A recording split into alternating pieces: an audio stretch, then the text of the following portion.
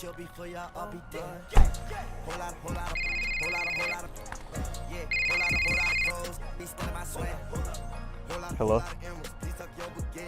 What's up, Dad? I'm about to go shoot for outside the lines right now. I'll hit you back later. All right, cool.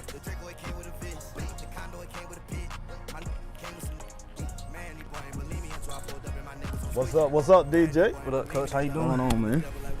Good to see you, baby. Good seeing you How too. things going? Pretty good. Good. How was the drive here? It was a smooth drive. Good.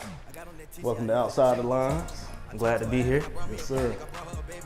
Man, we got an amazing story to tell. Oh yeah. Big steps here. We're gonna take a left. I'll lead the way for you. So you know. All right. Yeah, we brought the full door, had to get ready for war. I had to count my money on the iron board. I just took that shopping behind stores.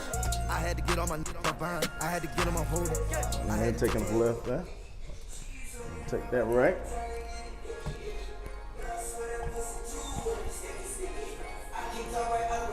Dang, this is nice. Yes, sir. Come on in. Got my favorite song on? Okay, Yes, sir. okay. Got you, baby. Hey, how you doing? What's up, man? Good job. What's up? Co-host Chris. What's up, man? We got you in the house. Yes, sir. Right? Have a seat. Good.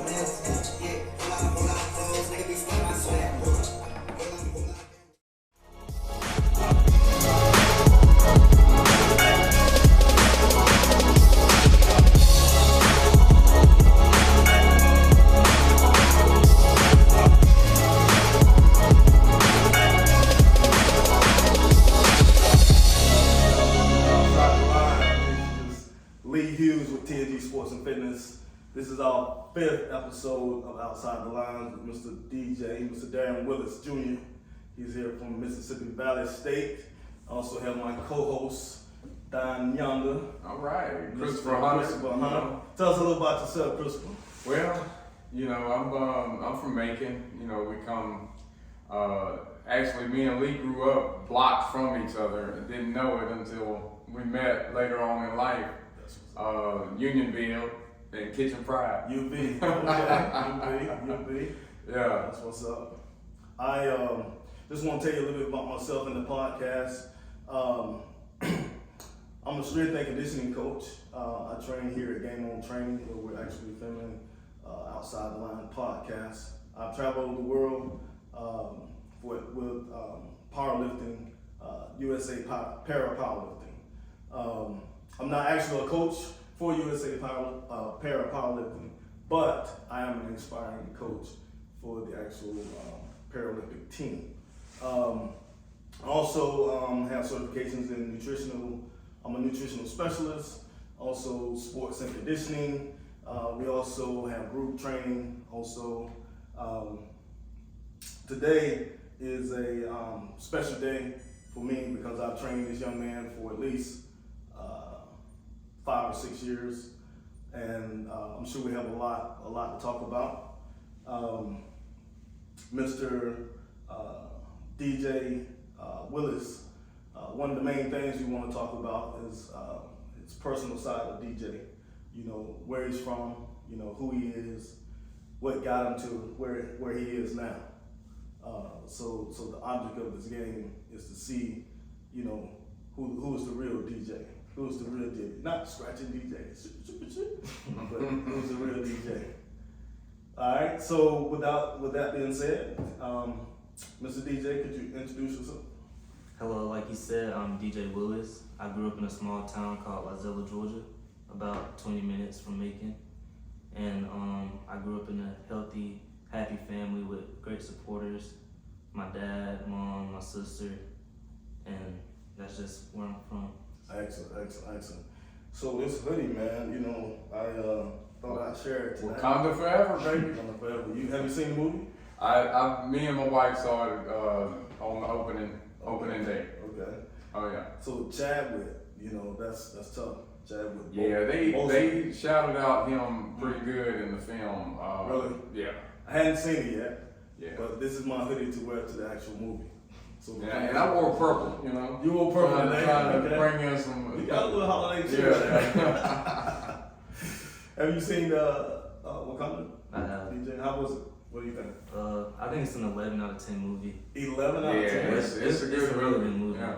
Okay, that's It's surprising to hear. So, being kind of older generation, you know, I was kind of more endeared to the first film, but the second film on its own is a great movie. Yeah. You know. exactly. I was tearing up in the first Yeah. movie, you know, he's taking over, you know, becoming king, you know, we. Yeah. But anyway. Yeah, no doubt. I'm gonna have to check it out. Maybe I don't know. Maybe tomorrow, or maybe I don't know. Maybe Thanksgiving night. What do you think? Yeah. That's a night. That's a good day to go. Hey, you need to make the time. Make the time. Yeah. Probably end up being on the weekend. Bring some tissue with you. Some Yeah. tissue. Some tissue. Come on, man. Yeah. Come on. Okay. So DJ, you saw Wakanda, right? Yes. Mississippi Valley State is where you playing your baseball at now.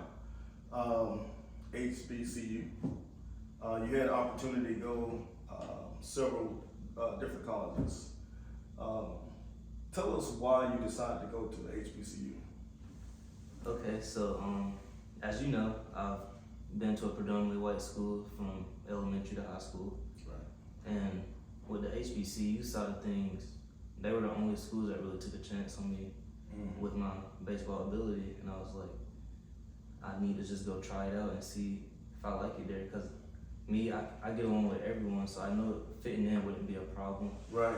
So I just kind of wanted to go express myself a little bit more. And when I got on campus, Right. it just felt like It home. fit in. Yeah, Like it was at home. It was like, hey, Yeah, we're home now. Yeah. And I'm playing baseball. Yeah, you're not the first student athlete with the same path that I've heard say that. And there's a kid at my church. He went to Morehouse. Mm-hmm. You know, same thing. He grew up going to a private school, predominantly white, and they love it. Yeah. You might even know another kid, Dr. Smith, their kid. What's their kid's name? Went to Mount DeSales. I think y'all probably played against each other, maybe. Okay. But anyway, same thing. He went to Morehouse as well. Yeah, it's just a different experience. Yeah. Yes. That's a different experience. So, you know, Mississippi Valley State has a lot of history there. You know, you got Jerry Rice. Yeah. So have Jerry Rice actually visited school while you was there, or how's that going? Do they have a special place for him?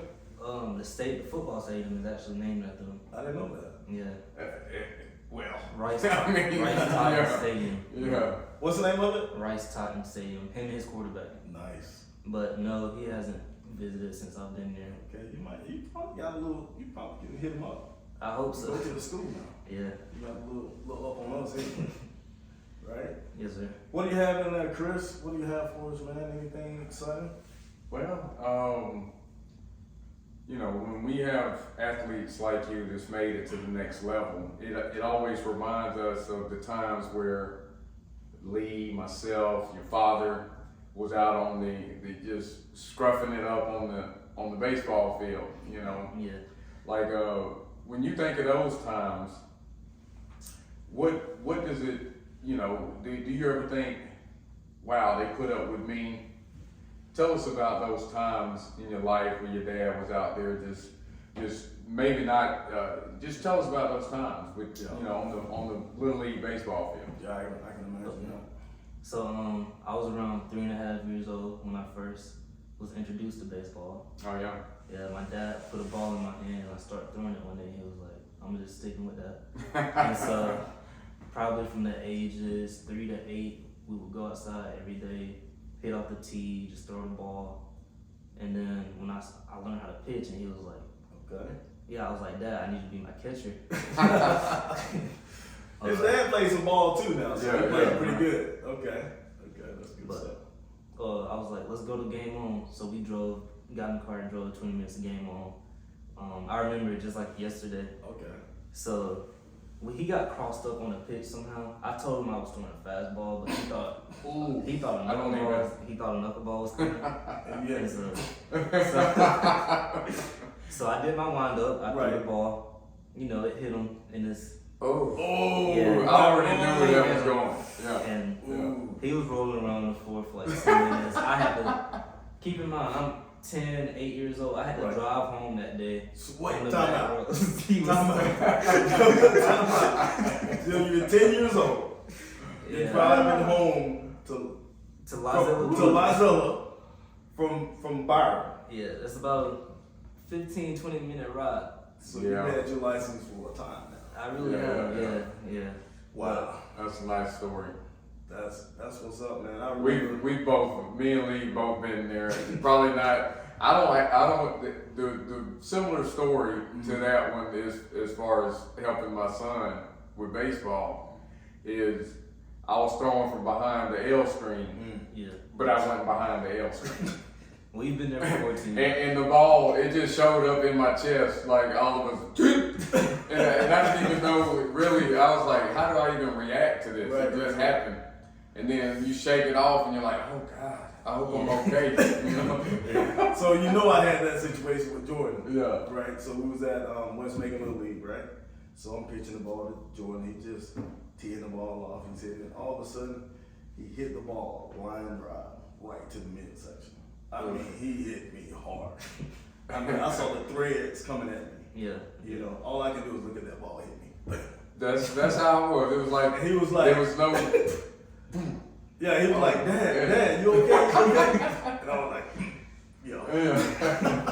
I'm okay. Yeah, that was some great memories, man. So you really started early. You started at 3.5, 4 years old. I remember probably meeting you during that time, but actually training you 6th, 7th grade. I'm thinking. Yeah, probably 12 years. Exactly. Yeah. And DJ has always been a dedicated athlete. He's a multi-sport athlete. I think he did a little track. He also played some football. And so it was never a time when DJ was not training and working out. And he always put in that work. Sometimes I had to push him a little bit, but for the most part, DJ came, he showed up when I needed him to show up. And it paid off on the field. Oh, I got another question. He's already brought up some stuff about going to Tappan Square Academy. So, you know, with our history and the kids, we kind of come up. Some of them, they may get cherry picked to go to a school, and they're just the superstar. Tappan Square's baseball team has a history, you know, a lineage, you know, and you was able to hold your own even with having that team, you know. So tell me about that experience, you know. Yes, sir. So playing baseball at Tappan is a really high level in Georgia. Yep. We were always the school to beat. Everyone always pitched their best against us, hit their best, you know, throw their ace against us because we were that team. Yeah. So I earned a varsity spot on that team, and like my freshman year meant a lot to me. That's why you're on this podcast. That's why we don't pick anybody to do it. You gotta be legit. I've trained several athletes, and someone won't make it to the But like I was saying though, just getting the opportunity to play with those guys, like most of those guys are in college right now. Yeah. Waking up at 5 a.m. every morning like me. And it's just, they pushed me to be the better person that I am today. Yeah. And the coaches there, Coach Hiller, JB, they brought the best out of you. That's nice, man. Yeah, so. And it's good to see, so, you know, we know the history. But to see some of them coaches still just trying to propel y'all into the next level, you have to appreciate that. Yes, sir. You know, and it's good to hear that, you know. Yeah, I definitely, had some great experiences with DJ, either at some of the Little League parks or some of the travel teams, and also at Tappan Square. Yeah.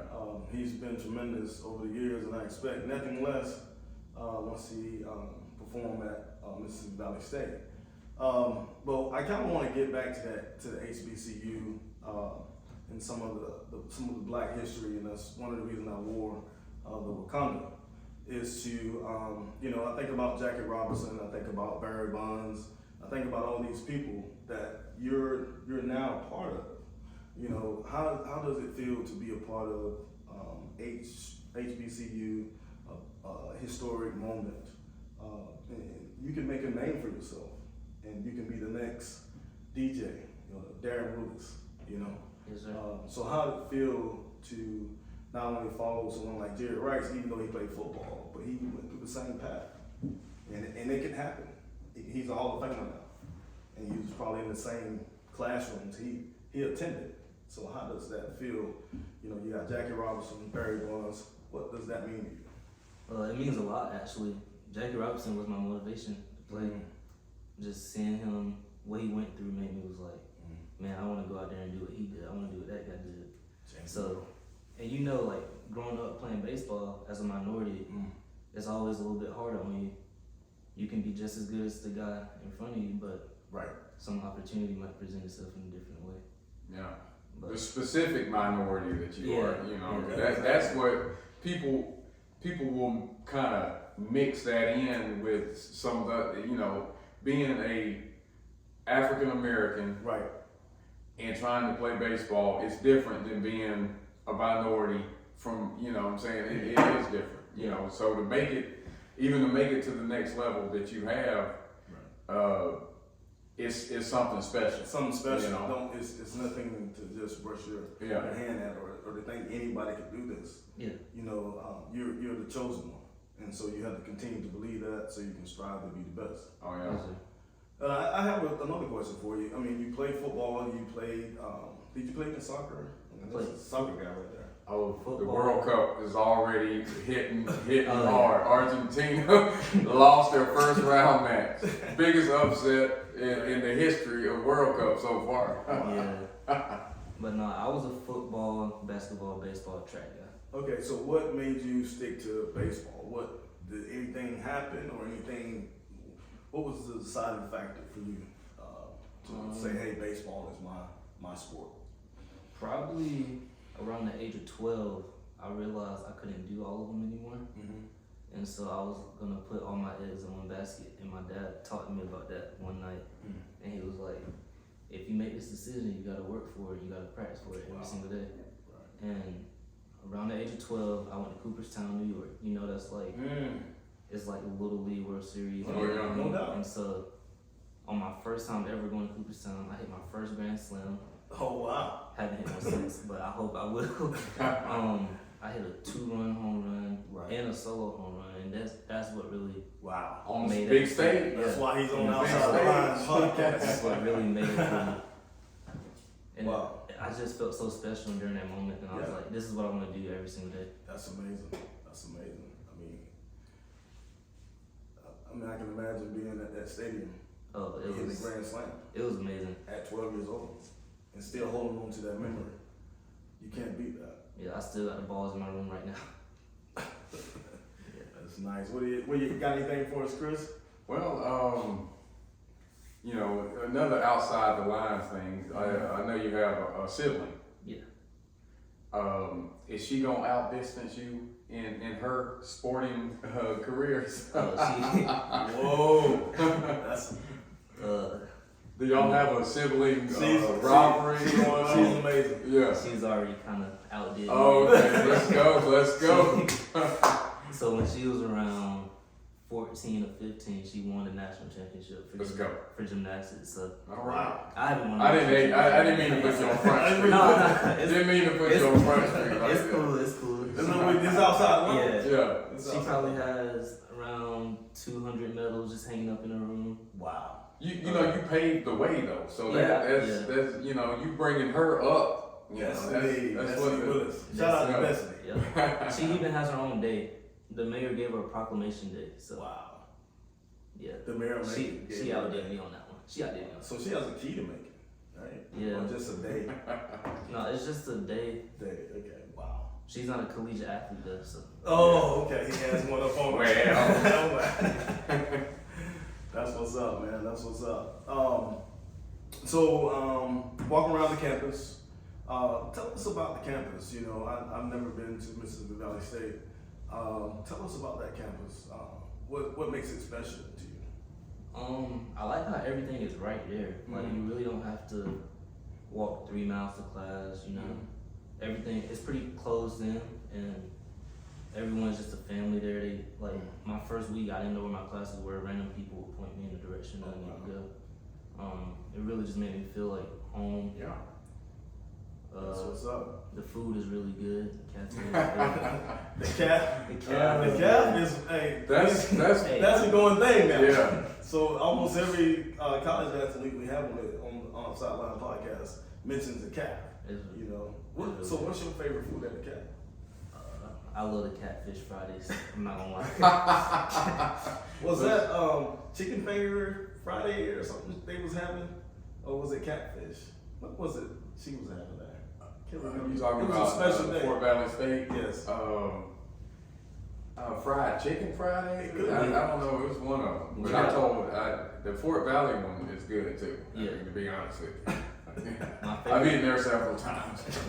my favorite Shout out day to to go to HBCU. the calf is Wednesday and Fridays, because Wednesday is chicken, like fried chicken Wednesday, Right. and Friday is the catfish. And Mississippi catfish is This 10 out of 10. Yeah. Wow. We might have to get up there to see. Come to the SIP. Come to the SIP. What they call it, SIP? The SIP. SIP. SIP. Okay. So let me ask you this: if there was one particular celebrity you wanted to meet, who would that be? Would it or a ball player? Okay, Anybody so famous you would love to meet? Who would that be? I have two actually. Okay. So on the baseball side of things, I Mhm. would want to meet Ozzy Albies, Mm. because I've been a second baseman my whole life, but in college I'm a third baseman now. So Okay. me and him, I think we had the same build, same size, Sure. and some people even say we look alike. So Wow. that's someone I would want to meet and get to know. But celebrity wise, I would like to meet Kevin Hart. Kevin Hart. Kevin Hart. He's I a mean, nut. I love making people laugh, and that's what he do for a living. Tell us your best joke. Oh Lord. Hey, you get Nah, you know, I was just kidding. I was just kidding. See, I made y'all laughing. Yeah, is yours is more witty humor or is it punchline humor? Mine is just spur of the moment. Yeah. I'll just More say something. witty. Yeah. Yeah.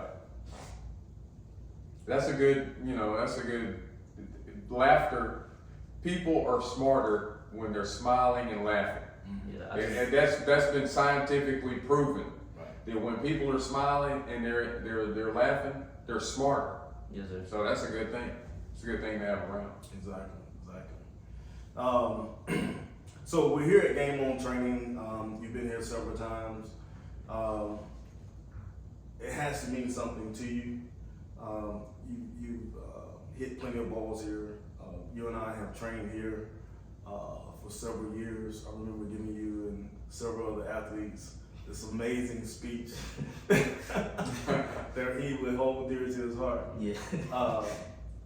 Tell me what Game On Training what Game On Training means to you. Game On Training means a lot to me. It was actually my first travel ball team Okay. I joined. It was 30 minutes from my house, and so my dad, we came to do tryouts one day, Right. and I played for a coach named Pablo. Okay. Yeah. Yeah. Good So- old Pablo. Good old Pablo. Shout out to Pablo. But yeah, Montserrat. it means a lot. This is where I started to learn how to do my pitching lessons, Right. field ground balls, hit off. It was my first time hitting off the simulation machine. Ah, And that was like, 4 or 5 years ago. that's been a minute. So That's been it a minute. started a lot for me. Oh wow. So other travel teams, you've graduated from Game On and continued some of your travel teams. Can you give us the name of your recent travel team? The East Coast Astros. He's called Astro. That's a pretty good team there. Yeah, it's Yeah, known. we They're were known. Yeah, Yeah. very known. Yeah. Anything in East Cobb, Yeah. you got to know how to play. Yeah. Tell us about your team, East Cobb. So my team, East Coast Astros Navy, we were ranked 14th in the Southeast region. So that's the states: Tennessee, Georgia, Florida, South Carolina. Okay. And in the state of Georgia, we were ranked 5. Nice. And my last summer, we went around 33-5-1. So we got one tie. 33? 33-5-1. Yeah. That's amazing. So we always made the bracket play, which means scouts, more scouts. And it was just, that's the difference between the travel ball team that I played for last year and the ones I used to play. We used to just only make it to the pool play games, you know? And the scouts come and watch you as the tournament progresses. That makes sense. To see the. So you get the better scouts, you get the better, or you get scouts. Yeah, and sometimes scouts come in and be like, oh, you play for East Cobb? Let me come check you out. So if you make that East Cobb team, if you make the gotta top be 2 legit. teams, is yeah. Well, they say the cream rises to the top, so that's where, you know, if I was a scout, I would, as the cream rose to the top, that's where I'd be. That's where I'm headed. You know. wow, that's what's up. Yeah. You have anything, Mr. Chris? Yeah, just, you know, to take it away from baseball a little bit, because, you know, what does your life look like without baseball? Okay, so my life without baseball, I'm currently I'm doing a double major in biology and chemistry. And I plan to be a periodontist, which is a specialty of a dentist. Oh yeah. And so, We can get our teeth fixed. my These things fall out. That's good. I actually only go to a periodontist, to be honest with you, because I was like, why am I paying two different people? I'm just go to the specialist. yeah. It'll be a lot of school though, but I'm excited for it, and that's what I want to do if I didn't play baseball. Oh yeah. Wow. You'll get to employ people too. If you succeed in that career, Sure. you'll also be a business owner. Yes, sir. You know, so That's always been my plan to Yeah. open up my own practice, start a clinic. yeah. Are you looking at staying here, or are you moving on to maybe ATL, New York, Cali? Probably ATL. A lot of black minority men have success in ATL, starting businesses. So. That's what's up. There's a market here. There's a market. We can use Yeah. a great dentist like yourself, a periodontist like yourself. Yes, sir. Tell me about your home. Tell me, you know, I know one thing that you do, one of the hobbies that you love. I don't know if you've been able to do it lately, and that's fishing. Yeah. I know he'll take his nice Mustang down into the fishing creek. Every time I see you, clean that Mustang. Every time. And you know, his dad and myself, we're always getting on him about cleaning that Mustang because he's down there trying to catch a catfish or a bass. Yeah, I'll come to workouts with mud on it, mud on the tires. When the last time you been fishing? Oh man, probably before I went to college. Oh, he got to get on I know. I took my post to college thinking I was gonna have time. it. Didn't work out. Didn't work out. Okay. I'm too busy with sports, school, Right. extracurricular activities. It's just There's a time and a place. yeah. The fish ain't going nowhere. They not, but you know, fishing relieves stress. It's Yeah. just, it's my happy place. It's my time alone. You might get some in now then. I'm definitely gonna do some fishing over this break. Let's go. Anything else? Any other hobbies? I like to draw a lot. Okay. Yeah. I What like- type of art do you do? I draw cartoons like Disney characters, Oh, superheroes. I do some drawing myself. Okay. I don't do it that's another thing that if you don't use it, you kind of lose it. Yeah, but I like art myself. Yeah.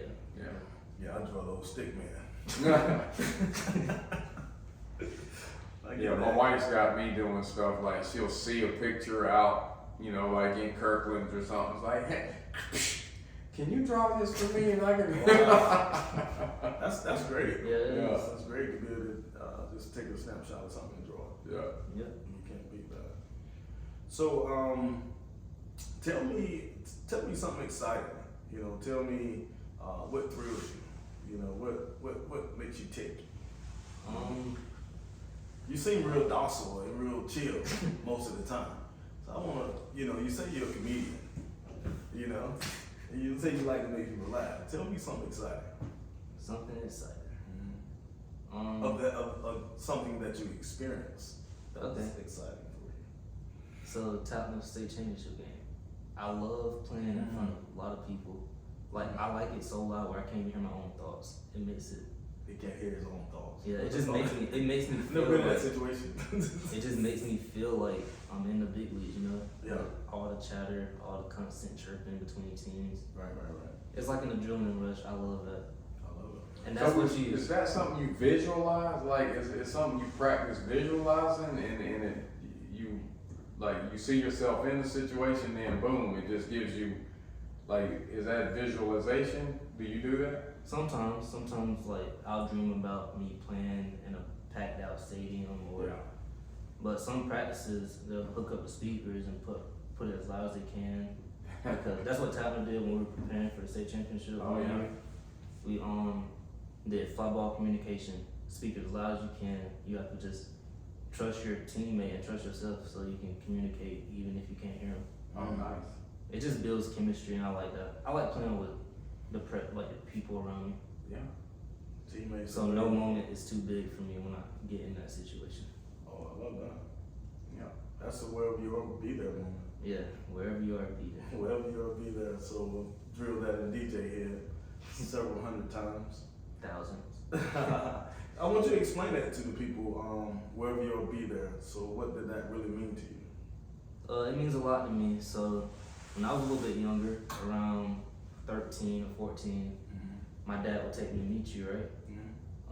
And some days I would give it 110%, and some days I would give it about 85%.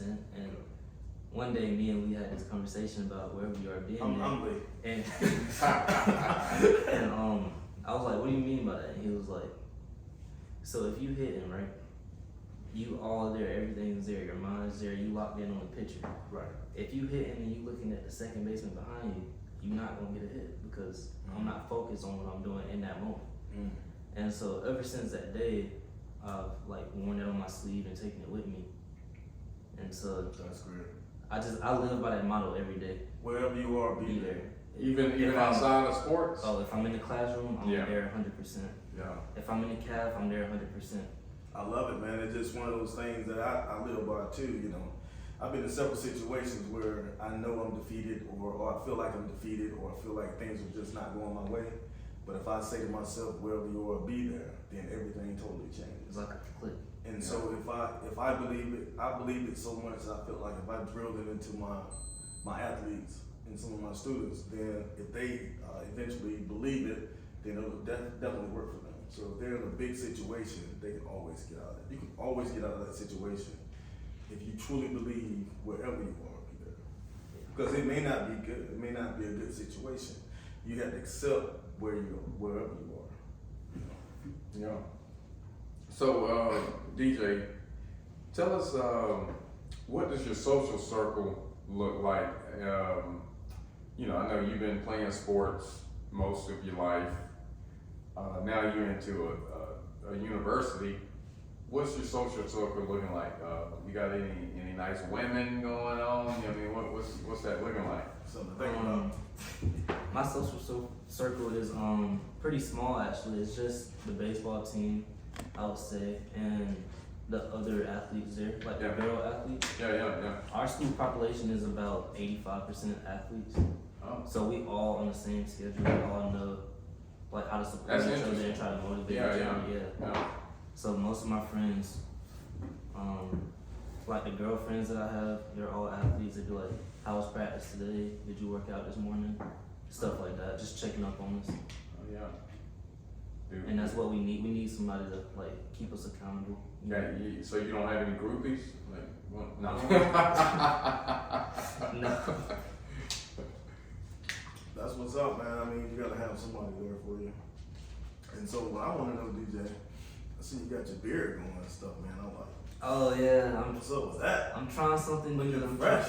Trying something new. I didn't want to give off You that. got a fresh cut from outside the line, baby. Yeah. Huh? Yeah, I didn't Ain't want to coming in. It's coming in. Hey, It's in. coming in before I'm 20. It's gonna be nice. That's nice. Tell us about your drip. Tell us about. I see you got the locks going on. I see you got the beard. I see you got the sneaks You know on. I got the Yeezys on. Tell me, tell me about what you like to wear and how you like to rock that. You know, Alright, your so, clothing and stuff. So during the day, my name is Darren, So I probably wear like Is this at school? this This is new to me. is just school, just walking around. I'm Darren. So at school, you're Darren. Yeah, just walking around in my athletic gear, you know. Okay. Some shirts. Let me write this down. Some shorts. But when me and the boys want to go have some fun on the weekend, I'm DJ. Okay. I got with my Yeezys on. Right. Might throw a Louis on, Gucci belt, you know. Might throw. I'm gonna throw that fit on. They gonna throw because that fit on. They gonna drip now. Hey, You must work too. No. it's a different type of lit. Those HBCUs. That's what's up. So you have to be lit. You gotta like it. You gotta dress or You gotta be able to roll with it. yeah, you gonna get left behind. Right. Wow, that's what's up, man. You know, just seeing you come in with that beard, just takes me back to, you know, your younger years when you barely had hair in your head, you know, you get grow hair in your head, now you got a full beard, and I know mine's transitioned a little bit to some gray. But it's good to see, man, you look good. We're actually happy to have you here. All right, welcome back, y'all, to Outside the Line podcast with Darren Willis. We want to go right in on Darren as a person. Community service is big when you're talking about HBCUs. Tell us about any community service and what that means to you. So yeah, the community means a lot to me. Throughout my years at Tapno, we were required to do a certain amount of hours of community service. Oh. And looking back on it, my favorite experience was working the Special Olympics here at Lake Tobosaki. Oh, tell us about that. So we got to have a field day for the people with disabilities, you know. Wow. And so we set up the lanes, we let them race. They did hacky sack races. It was so fun just seeing their competitive sides come out, and it just showed me that no matter what you're born with or if you have a disability, you can still have love for the game. Oh yeah. And get out there and compete against other people. Competition. And I just love seeing the smiling faces on those kids. It was awesome. Yeah, that's nice, man. I have a friend who I play tennis with, and to see one of he has clients with special needs, and to see some of his clients watching us play tennis, how they get into it. Yeah. Like sometimes you don't know if they understand what's going on, but then you hear them as we get hyped on the court, they get hyped in the stands. Right. Yeah. So just want to let you remind you guys that I was a coach for the Paralympic or the powerlifting team, and we had some amazing athletes to come through. Some of these athletes are lifting 2 and 3 times their weight, bench press. So we have some athletes with spinal bifida. We also have athletes that have amputations, some spinal cord injuries. And so a lot of times, instead of calling them, people with disabilities, we have to be mindful that they're athletes, and they're athletes with disabilities. So a lot of times, this is one area that's kind of dear to my heart, because I found myself coaching for the last 6 years with Team USA, and I ran into some amazing athletes, very smart athletes, engineers, engineers that can lift 600 pounds, and take them on a world stage to be their coach. Was actually amazing. Signed rap artist. Yeah. I get a rapper in there. Yeah. Exactly. I definitely get a rapper in there. So DJ,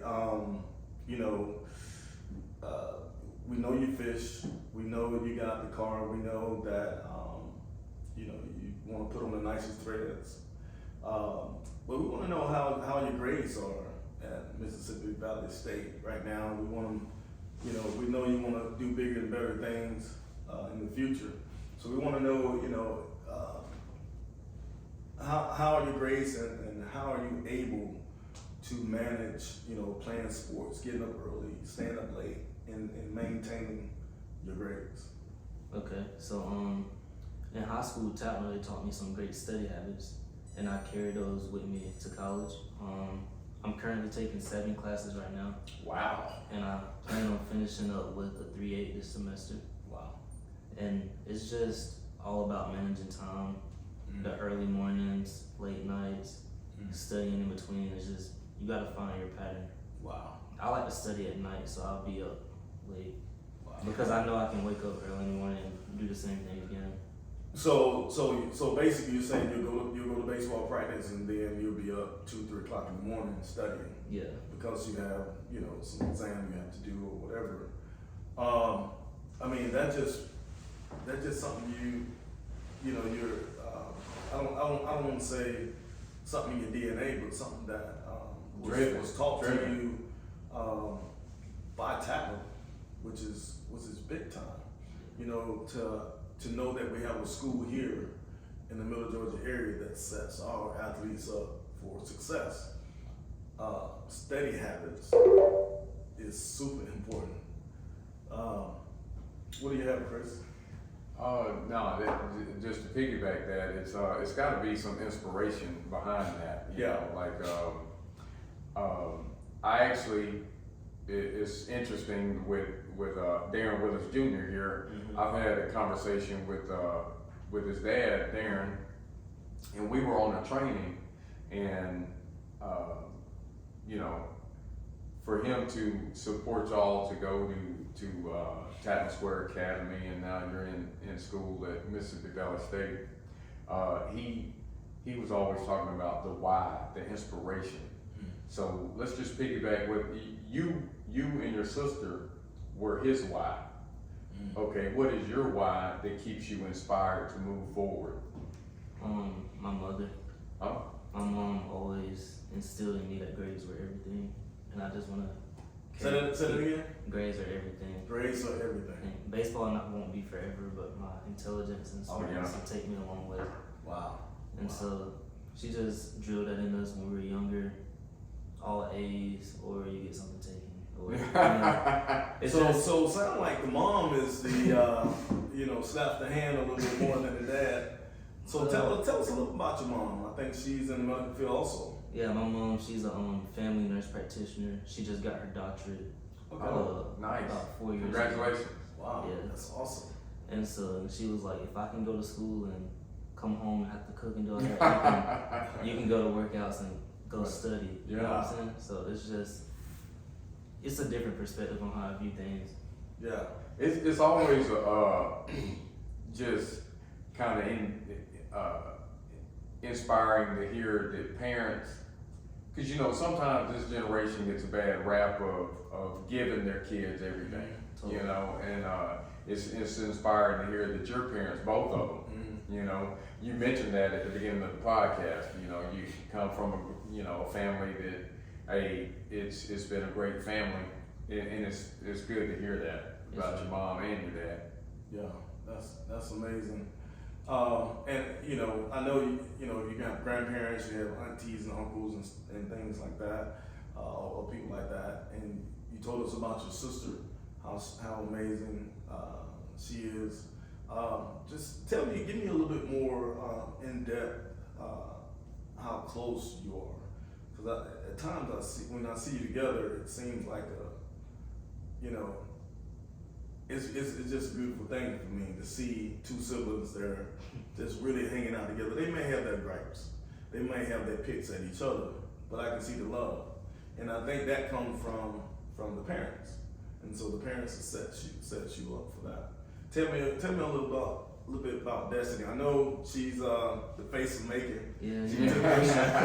She's taking your spot. She's a national gymnast. A national gymnast. Tell me a little bit more about Destiny. She's a cheerleader? She is. She does that too. So very flexible, very flexible. But no, seriously though, Destiny's my best friend. We're like this. We're always on the same page. Always. I can see that. Like, I used to drive her to school every day, and now since I've been back with my injury, she's like, DJ, I'm gonna drive you everywhere. Yeah. So we'll be in the car, we'll just go, Right. come back. We'll leave around like 6, come back at 12. Right. just go eat, catch up. So you leaving mom and dad at home? Yeah, they on their own right now. I need to spend time with my best friend because I miss her. Oh man, that's awesome to hear. That's Real awesome. people doing real things. Real people doing real things. She's been in my room the past 4 days since I've been back. Wow, so you missed her brother. Yeah.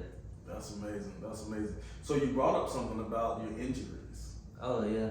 Let's talk about injuries a little bit, and then we'll slide through the podcast and close it up.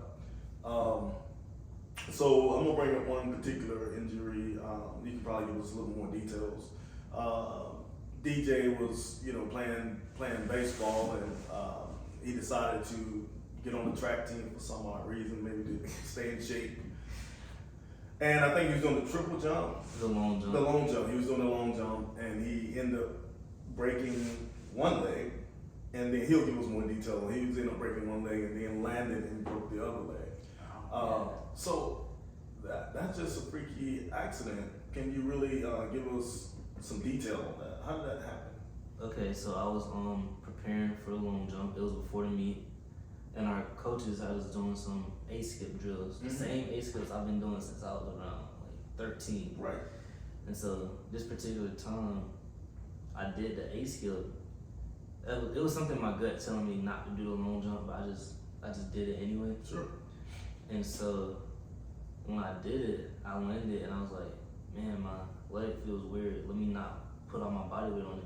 So I stuck the other leg out, broke that leg and that ankle.